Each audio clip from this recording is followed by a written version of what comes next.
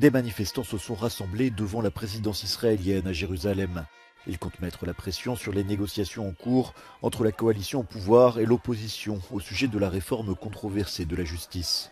Le président israélien Isaac Herzog a proposé de servir de médiateur afin de trouver une solution à la crise politique que traverse le pays.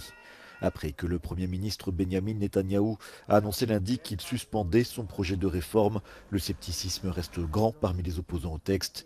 Depuis des semaines, des centaines de milliers de personnes défilent dans les rues des grandes villes israéliennes pour dénoncer le danger qu'il représente pour la démocratie.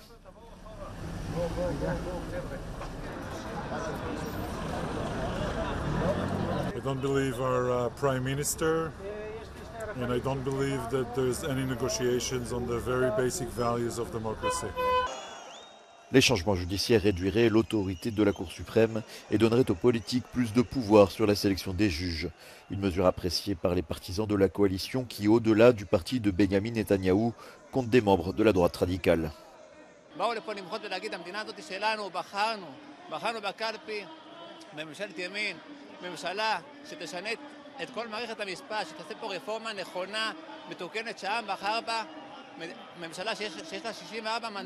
והרפורמה המשפטית חשובה בשבילי, כי אני רוצה שמי שיבחר את ההחלטות בשבילי זה אנשים שאני בחרתי, ולא אנשים שאינם קשורים לבחירות של העם.